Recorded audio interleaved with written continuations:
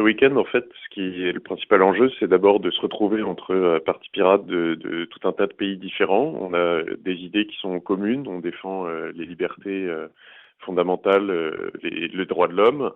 On défend le libre accès au savoir, à la culture, etc. Et en fonction des pays, il y a des problèmes de corruption plus ou moins élevés dans certains pays du Sud. Il y a des problèmes de liberté d'expression de plus en plus présents dans des pays comme le nôtre.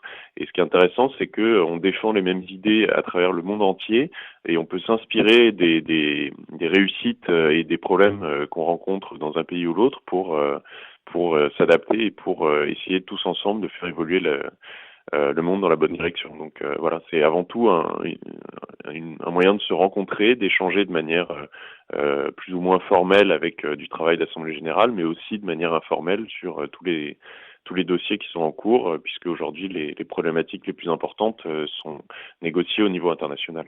Elle est réelle, cette unité entre les différents partis pirates. Il y a notamment la question de savoir si vous devez avoir ou pas un programme commun international, c'est ça? Et elle n'est pas si facile à trancher, cette question. Oui, alors le Parti pirate international a été construit pour être un organe de médiation, de dialogue entre les différents partis. On essaie progressivement d'y introduire un certain nombre d'idées qui seraient un programme, une sorte de programme commun. Mais c'est quelque part, c'est essayer de détourner un peu l'objectif initial de l'association. C'est pas comme le Parti pirate européen qu'on est aussi en train de construire en parallèle, où là il y a vraiment une volonté d'avoir un outil pour à agir au niveau européen, notamment au niveau de l'Union européenne. Et là il y aura des problématiques de programmes, de manifestes en tout cas communs, qui vont être beaucoup plus présentes. Donc on défend tous les mêmes idées. Après, il ne faut pas non plus qu'on mélange les différents outils. Et le Parti pirate international, c'est avant tout un outil de pression au niveau d'organismes comme l'Organisation mondiale de la propriété intellectuelle. C'est pas un parti politique en tant que tel, comme le sera le Parti pirate européen, qui aura pour but de participer à des élections, de mettre en avant des thématiques au niveau du Parlement européen. Et puis de rédiger des tracts, des documents de campagne. Ces dernières années, les partis pirates dans un certain nombre de pays ont connu une croissance folle, ont des élus en Suède, au niveau européen, en Allemagne. Cette croissance a aussi eu des effets négatifs ? Évidemment, le fait de se développer très rapidement pour un parti, et de se développer surtout sans moyens. Hein. Les partis pirates qui réussissent pour l'instant sont ceux qui ont des règles électorales qui sont favorables aux petits partis et qui n'imposent pas, comme en France, de payer tous les documents de campagne. Évidemment, il y a un contre-coup, c'est que au niveau de l'organisation, les idées sont communes à tous les militants. Au niveau de l'organisation, il y a des difficultés plus ou moins importantes à se mettre en place de manière durable. Donc dans des pays comme l'Allemagne où tout est déjà très démocratique et très structuré, il y a eu un développement beaucoup plus rapide. En Suède aussi, ça a bien fonctionné. Après, dans des pays plus latins, il y a plus de mal à se mettre en place, à rédiger des statuts qui soient à la fois efficaces et démocratiques.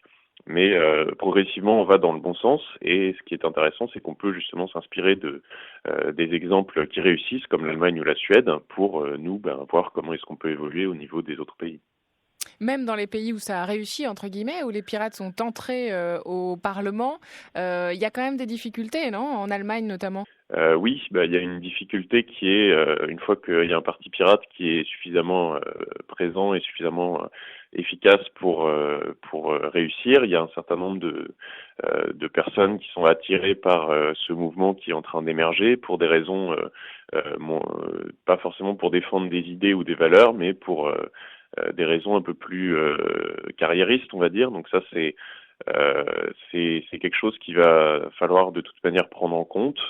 Les partis pirates vont évoluer, mais on est beaucoup de pirates à souhaiter que ça ne se rapproche pas des partis de gouvernement, où finalement les militants qui s'engagent vraiment le font pour faire une carrière avant de vouloir défendre des idées.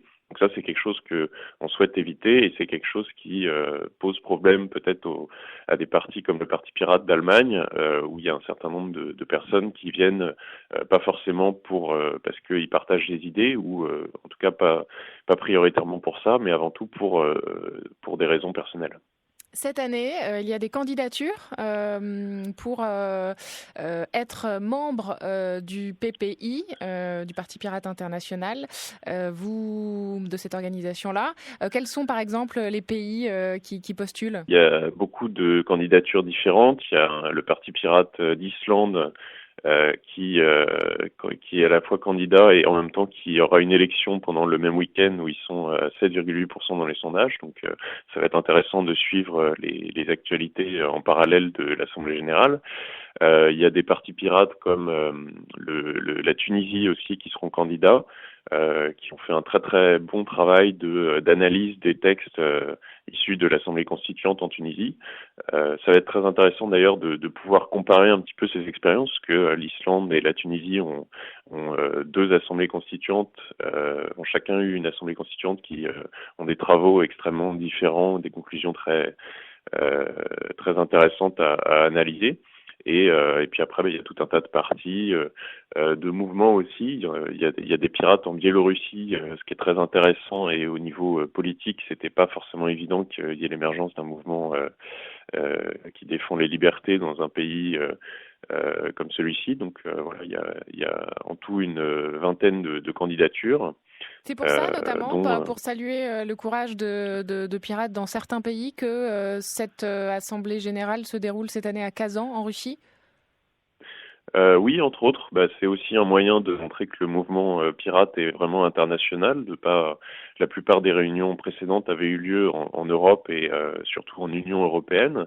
Donc là, on a un rendez-vous qui a été proposé, une candidature qui était en dehors de l'Union européenne et pas vraiment dans le coin le plus européen non plus, puisque Kazan est vraiment en Russie. Donc ce qui est intéressant, c'est de faire un rendez-vous annuel et de temps en temps de changer de destination. Il y a beaucoup de chances que l'an prochain, ça soit en Union européenne, puisque ça va tomber quelques temps avant les élections européennes. Donc la France notamment, on sera candidat comme on l'a été cette année et là on espère qu'on arrivera à convaincre le Parti Pirate International de faire l'Assemblée Générale en France. Mais c'est vraiment intéressant de varier, de faire ça à des endroits différents pour aussi que des pirates qui ont peut-être plus de difficultés à venir en Europe puissent participer aussi.